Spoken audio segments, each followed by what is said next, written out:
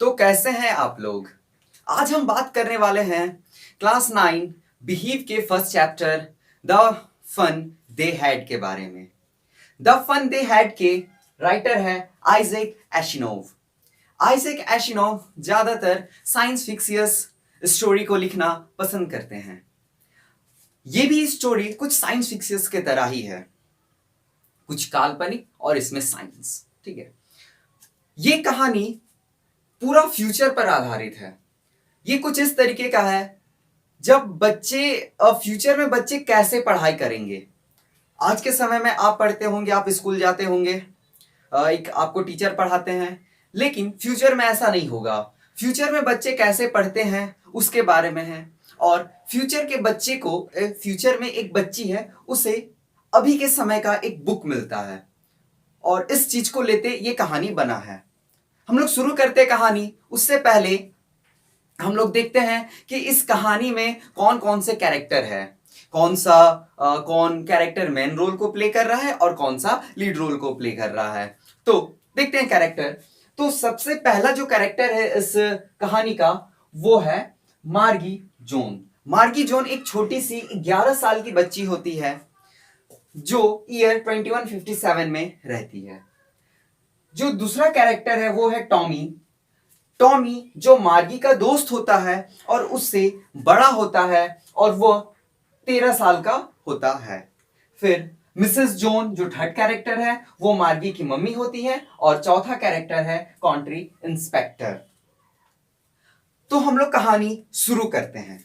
कहानी कुछ इस तरीके से है कि एक छोटी बच्ची मार्गी, वो दिन उसके लिए इतना खास था, मतलब वो दिन उसके लिए कुछ ऐसा था कि उसने उसे अपने डायरी पर, जो डायरी का पेज है उस पर लिखा 17 मई 2057, इस पेज पर उसने लिखा कि आज टॉमी को एक रियल बुक मिला। टॉमी को एक रियल बुक मिला। अभी हमने आपको बताया कि ये कहानी फ्यूचर पर है, बच्चे कैसे पढ़ते थे।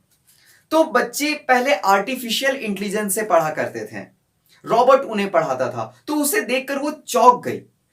जब वो उसका दोस्त टॉमी जब इसे बुक दिखाए तो उसे देखकर वो चौंक गई। तो उसने अपने डायरी में लिखा कि आज टॉमी को एक बुक मिला, एक रियल बुक मिला, और उस बुक के जो पेजेस थे वो येलो और रिंकल थे। उसका पेज पीला कलर, उसका बुक का पेज पीला पड़ गया था और उसमें कुछ लाइन लाइन लाइन जैसा ऐसा रिंकल टाइप में था।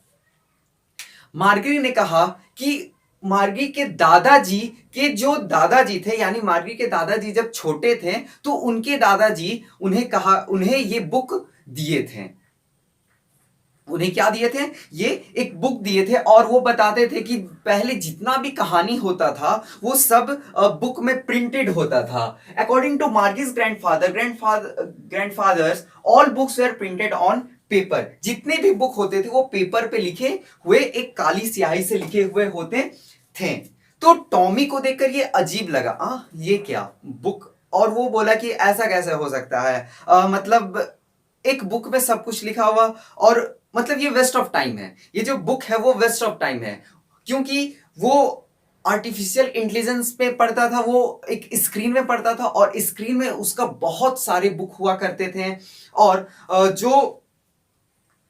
जो लाइन लिखा हुआ है, जो सेंटेंस या फिर जो कहानी, वो रनिंग करता था, ऐसे चलता था। वो बोलता है कि बुक में ऐसा कुछ, मतलब कि आज जिस चीज को हम पढ़े वो कल भी उसी जगह पर रहेगा और पढ़ने के लिए मुझे पेजेस पलटने पड़ेंगे। तो ये टॉमी को बुरा अजीब लगता है कि ऐसा ऐसा कैसे हो सकता है।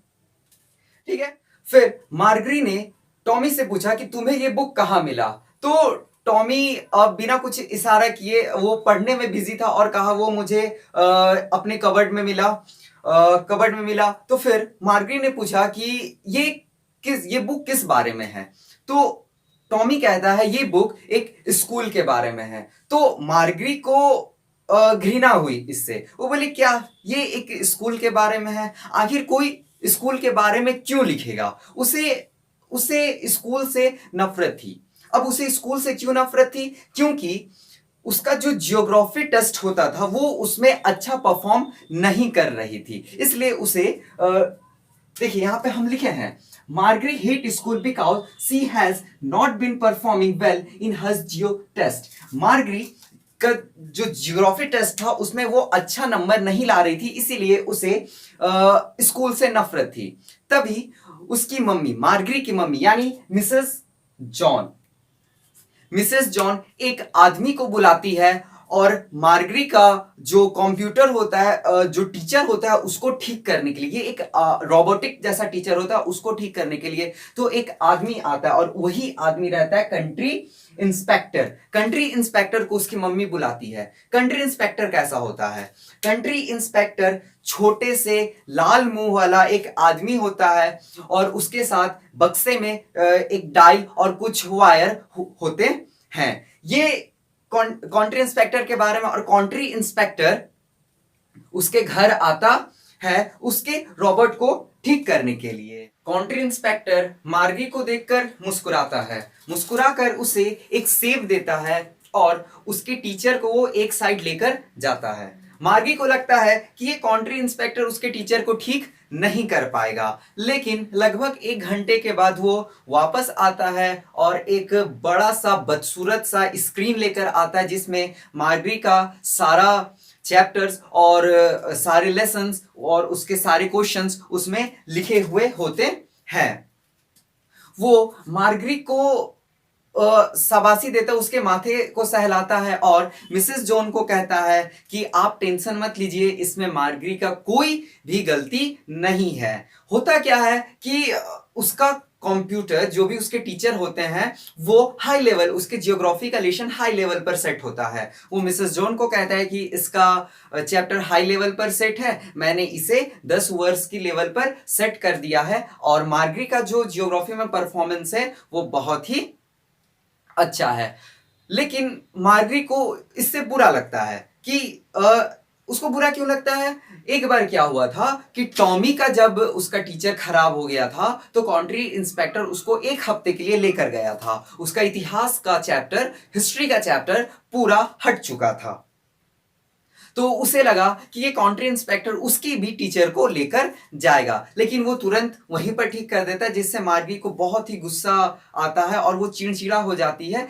इसलिए उसे स्कूल बिल्कुल पसंद नहीं था। फिर कंट्री इंस्पेक्टर चला जाता है। तभी मार्गरी और टॉमी के बीच में कुछ बात होता है और मार्गरी बोलती है कि आखिर कोई स्कूल के बारे में क्यों लिखेगा। तभी टॉमी उसको कहता है कि ये अभी का स्कूल नहीं है, ये बहुत शताब्दी, मतलब सेंचुरीज अगो, बहुत ही पुराना स्कूल है।